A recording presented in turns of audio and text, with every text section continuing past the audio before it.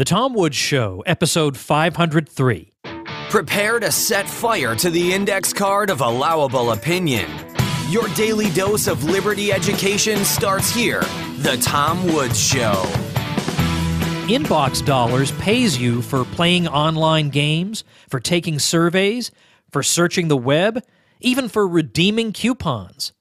Get a $5 sign-up bonus when you join through tomwoods.com/inbox. Welcome to episode 503. Today we're talking about a developing situation in Portsmouth, New Hampshire, where Uber has in effect been banned. We all know Uber as the transportation service we all love. You have an easy-to-use app, and you just type in where you want to go, and somebody comes and picks you up and takes you there, and you have a review service to make sure that only the top drivers are driving around. Anybody who gets really bad ratings doesn't get to be an Uber driver anymore. The customer is king, but the driver loves it too. The driver makes much more money than you would in a traditional taxi situation. Everybody's happier. You get lower fares. Everybody loves the system. Governments can't stand it. The taxi system can't stand it for all kinds of reasons. Well, we're going to talk today to Christopher David, who is a web developer and part-time Uber driver, to tell us what's going on, what has happened to Uber, and what he's doing about it. I don't want to steal his thunder by telling you, although I suppose if you looked at the title of the episode, you probably have a hint of what's going on. But let's turn things over to Christopher David and talk about what is happening in Portsmouth and how he, as a driver, is responding. Chris, thanks for being here. Thanks, Tom. Good to be with you. Thank goodness for Carla Garrick pointing out to me what's going on in New Hampshire. I didn't realize, I know that Uber has been harassed in various localities around the country, but if they think they're going to get away with it in New Hampshire, they don't know the Free State Project. And when I heard about your situation in particular, I wondered to myself, I wonder if this fellow's with the Free State Project. And then I looked at the notes for this morning. Sure enough, there it is in there. So fantastic. All right, before we tell people about the heroic stuff you're doing, it really blows me away that you have the guts to do this. I'm not sure I would have the guts to do this, so I really, really appreciate it. Tell me what exactly is going on in Portsmouth, New Hampshire, that Uber, which apparently was functioning peacefully there, suddenly is not allowed to function. Sure. So the City Council of Portsmouth, for a number of months, has been negotiating a new transportation ordinance, kind of stimulated by complaints of the local taxi drivers who were complaining that Uber, which had just recently come to town, I guess at the end of 2014, that Uber didn't have to play by the same rules, that we didn't have to get the same kind of commercial insurance that they did. We didn't have to pay the tariff demanded by the city in order to operate in Portsmouth. And so the city council looked at this, and over a number of months, they crafted what they thought was an ordinance that would create a level playing field for all parties involved and, allow Uber to operate in Portsmouth legally. So part of the conversations was they talked with, one of the Uber had a lobbyist that talked with them about that, and they held some public hearings, and I went to the public hearings and just kind of said, hey, look, I just moved recently to Portsmouth from Northern California. I sold my car initially. I really want this as an option because some of the headlines coming out were that early on in the process, Uber said that if the conversations continued as they were with the initial draft of the ordinance that got put together, that Uber would have to pull out of Portsmouth. So it's been this whole kind of brinksmanship about whether or not this ordinance was too tough for Uber to stick around, or what would Uber be willing to put up with, and a big real waste of Uber's time over the 6-month period, and wasted the time of a lot of people who showed up at the meetings and argued and such. Well, they passed this ordinance in July. It went into effect. Let me think. About a week. I think a week from yesterday. About 8 days ago. And the ordinance calls for certain things that Uber has said specifically violate its business model. One of the biggest hangups is that the city has demanded that all background checks need to be certified by the chief of police. So every background check that Uber does has to go through the local police department. One of the problems with that is that there's some statute where basically any information passing through a public institution like a police department can be, I don't know if there's like a local equivalent of the Freedom of Information Act, but basically someone could get their hands on that driver data. So asking Uber to disclose their driver data in order to operate in Portsmouth is the equivalent of asking Coca-Cola to disclose their secret recipe of Coke in order to be sold in Portsmouth. It's insane to ask them of that. They can't do it. They've said they can't do it. And so Uber, as well as other ride sharers, Uber is really the only ride share that's actively courting the Portsmouth market. So we say Uber is illegal, but really all ride sharers are illegal because they have not stepped through the multiple bureaucratic hoops that this new ordinance has put up. But Uber, to their credit, they've communicated nothing to me as a driver that said that they'd be pulling out of Portsmouth. Theoretically, some negotiations are still ongoing. I don't know exactly what behind-the-scenes conversations Uber is still having with the city council, but I know from reading the Portsmouth Herald, our local newspaper here, that on the eve of this new ordinance going into effect, Uber still had these major hangups with it, and they had these changes that they were requesting, and the city has been kind of ignoring those requests or not, budging from what they want. So, Uber has kept the app online, so drivers can kind of make the choice about whether to continue driving or to kind of, whether they want to move their operations from Portsmouth to Durham. UNH is right next door, so some drivers have kind of just migrated over to there. But there's a few of us who've said, no, we're going to keep driving in Portsmouth anyway, partly to satisfy the demand because there's a lot of people in Portsmouth looking for rides. I, until recently, had been driving. When I drove, I would drive down to Boston because I'd make more money driving in Boston. But specifically because of this ordinance, I'm now driving exclusively in Portsmouth, partly because, I feel like a message needs to be sent to these people that the free market, needs to continue. It can continue. It must continue regardless of whether they give us a permission slip or not. That, of course, is what I primarily want to talk about are the couple of ways that you personally are resisting. It's not just civil disobedience, although, of course, that's for my listeners anyway, the more interesting way. But I want to talk about something I read, I guess, at freeuber.org. We're going to have all this stuff at the show notes page, tomwoods.com/503, freeuber.org. We're going to have an article about your fight against this and going to court and so on and so forth. That'll all be up there. But I was reading that the taxi companies, people working for the taxi companies, are trying to track down rogue Uber drivers in Portsmouth, and I've read that they're somehow using the Uber app to do this. How can they do that? Yeah, anyone can load up the Uber app and see what drivers are on the road. You can see a kind of a pictorial, little picture of a car at intersections of roads. So it's not exactly precise, but if you were to kind of go to where an Uber car is on the map and you kind of look around, you can probably tell which car is an Uber. So over the past couple of months, actually, a number of the taxi cab I say drivers, but the main people have been doing it have been two of the taxi cab owners going around, and one of them has been directing the taxi people that work for him to go around and write down information, license plate information of any Uber people that they see, and they've according to them, they've compiled a list of about 50 known Uber drivers that they've then sent to the police. I've heard people actually having the cops called on them, but I think that they're kind of more just reporting the information to the police now. They didn't get my information until a couple of days ago because I've been driving mostly in Boston, but I would pull up to a bus station and behind Anchor Taxi, the owner of Anchor Taxi is one of the main guys agitating in the city council meetings to ban Uber, and he was I think one of the guys mentioned in that Herald article you mentioned. But yeah, I picked up these two girls who just came in from Canada to the bus station. They had come out to ask they saw the taxi sitting out front, so they came out to ask for a ride. But there was 4 minutes went by and the cabbie wasn't there, so they called an Uber. When the cabbie came back, he was probably in the bathroom or something, and he offered them a ride. They said, "Oh no, thanks. We just called an Uber." So he barked at them, "Well, Uber's illegal here." And so he kind of went inside, and then when I pulled up, he came out and kind of tried to clandestinely hide behind this pillar while, writing my license plate number down on his hand. I was just laughing so hard. But yeah, so they're definitely going around. They're definitely compiling information.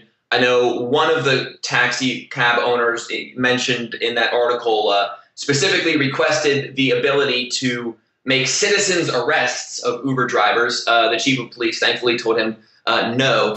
But yeah, so the police right now, they're in kind of a 2-week information gathering phase. They say that they're going to begin more proactive enforcement after about 2 weeks.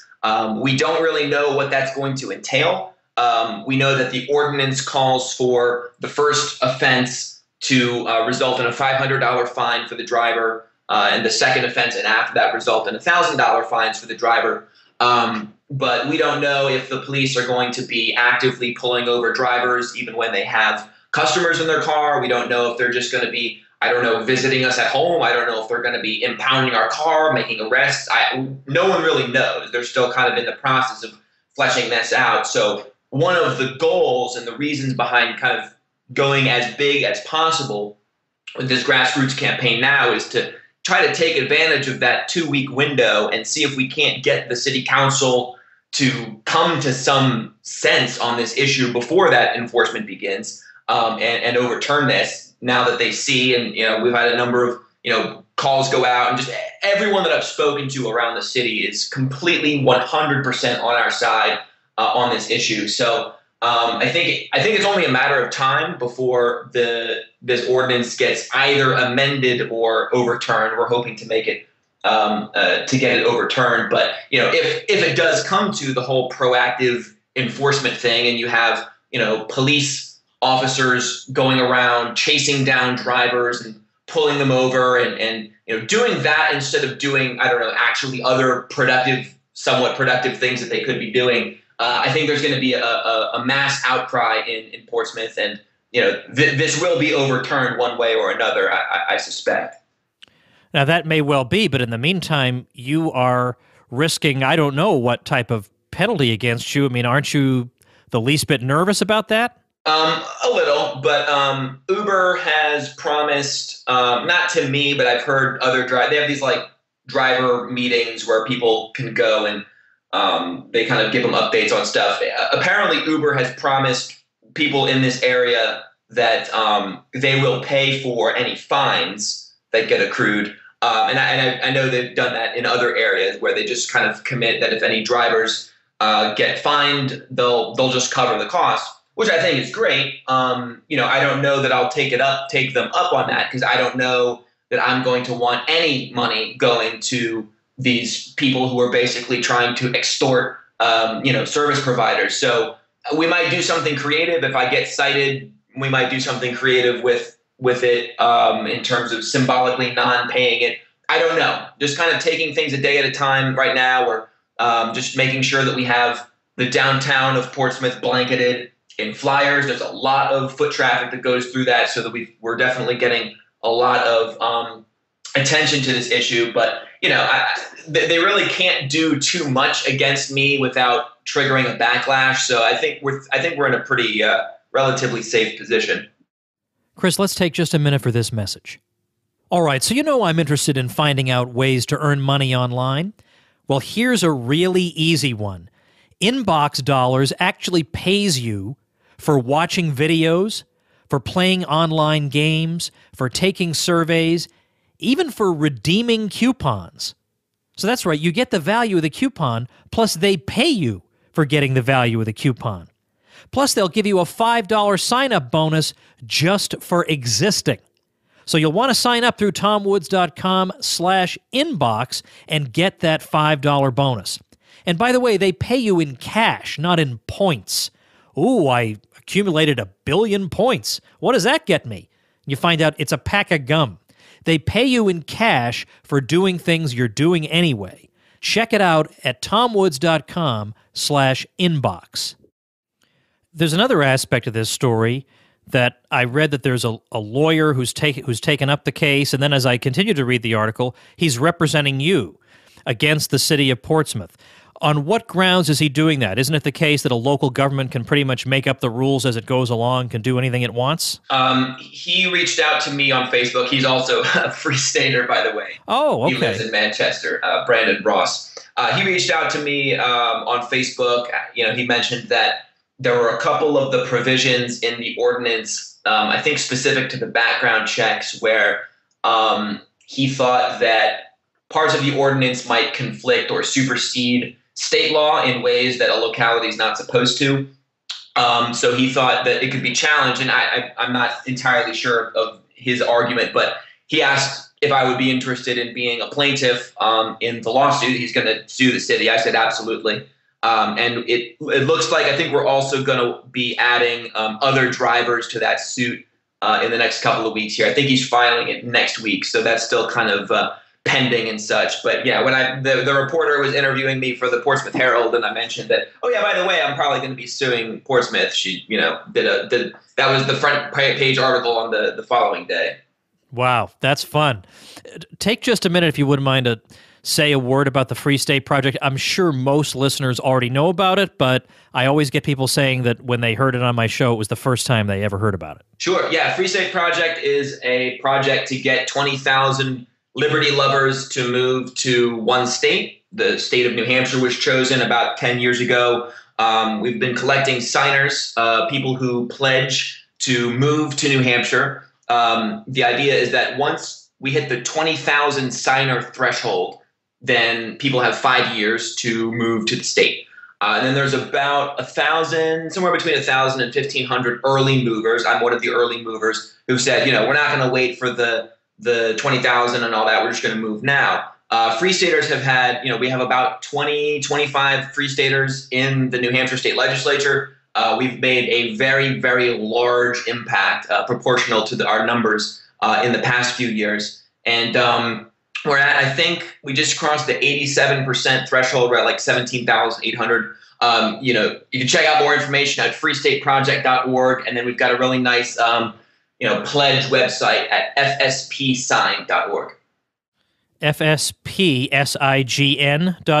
Yes. Okay, so I'm going to link to that too. So tomwoods.com/503 will have all these links. If you're driving around and you can't remember them, just remember episode 503, and that'll get you to the show notes page. Now, one thing I've heard, I'm originally from Massachusetts, and I do visit New England from time to time, and I love it very much, but I'm not, I don't know the day-to-day activities there. But one thing I have heard is that, even though there's going to be people who have differences of opinion, there is still supposed to be, anyway, a kind of a community among Free Staters, that they help each other out. They've got your back. So have you, in some way, publicized what's going on specifically to Free Staters to try to help out in some way or lend moral or other types of support?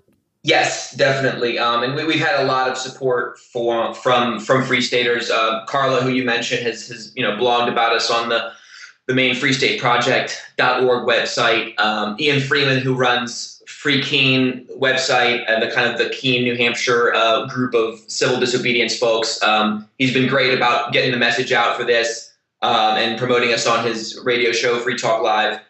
He invited me to keynote the Keenvention convention that they have next month.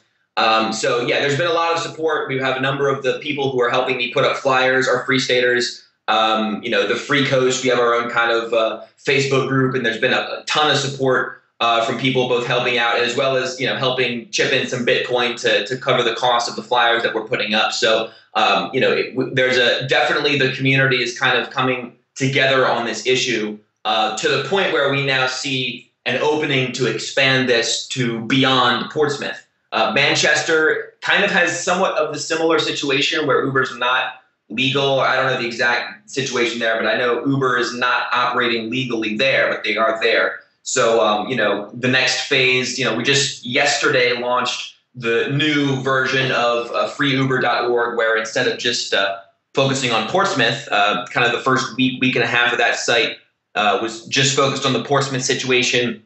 It went viral. We got 1,500 Facebook shares in 5 days and just kind of got the message out in Portsmouth, as well as started to provide some kind of activist tools for people who wanted to, say, download some flyers or, get credited, get some points for doing an illegal ride. We're just generally looking at ways that we can incentivize people to come on board and help out with this. So we're now expanding that. The kind of what we're calling the global version of freeuber.org went live yesterday. We're encouraging drivers anywhere in the world and activists anywhere in the world who want to take action on this to sign up, let us know that they are doing some action, whether it's, driving in some area where that Uber is illegal. We want to give you points for that, and the points are going to be tied to Bitcoin. So we've got kind of this Bitcoin prize pool that we've crowdfunded into. We've got about $500 or $600 worth of Bitcoin in there, and that's going to be paid out directly to activists. So we're really embracing this kind of swarm-wise model of decentralized organizations because this is a global fight. We would like to be able to fight it everywhere if possible, and using kind of some innovative technology and the web, we can kind of outmaneuver all of these government bureaucrats who are trying to shut us down. Tell me briefly about the site freeuber.org. Did you create that? Yes, I'm a web developer. Just kind of the Portsmouth version, we just kind of threw together a bunch of links from around the Portsmouth. But it now is a community forum where people can, contribute and post up their ideas. And we've got different sub-forums for different regions around the world. So we're actively looking for 100 drivers in every locality where Uber is illegal. And then we're looking to build a team of 1,000 web activists who can help us kind of promote things on Reddit and around Facebook and stuff to kind of help push this viral and make this more of a big movement, really. Well, it sure helps to be a web developer at a time like this. Yes. That's excellent. So I'm going to refer people there. That just lays it out so starkly. It's such a stunning grab you by the throat, because it's also really good copy. I mean, it's not just that the site works for you, but the text that's there really, really grabs you. Is there anything else you want to say that I haven't given you a chance to say about this situation? No, I don't think so. I just would encourage everyone to, if you're not familiar with this issue, get familiar with this issue. One thing I like about it is that, in kind of the liberty movement, we have a lot of issues that we talk about that don't really connect with the broader public. But I think that this is an issue where, because it's like, a consumer tool that the bad government wants to take away from people, when you just explain to them the basic situation, will immediately side with the freedom and free market and liberty, and to kind of use this as like a kind of a teachable moment to kind of start getting people familiar with the underlying principles of, yes, actually, like peer-to-peer engaging in peaceful interaction is good and no one should stop that, is really powerful. So just check out freeuber.org, and if you've got any feedback or want to help us out, we'd welcome it. Well, Chris, best of luck to you in this whole fight. We'll definitely keep an eye on it, and I hope things turn out the way they should. In the meantime, I will refer people to the links they can find. Everything we've discussed in this episode will be up at tomwoods.com/503. Thanks so much for your time today. Tom, thank you. All right, that's today's episode. Remember, tomorrow, which is October 3rd, 2015, I'll be in Dallas for the Mises Circle in Dallas. So if you're in the area, check that out over at tomwoods.com/events. You can get all the details.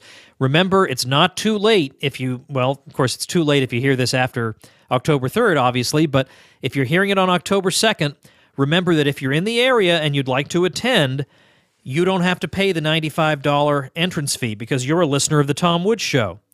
You get in for nothing.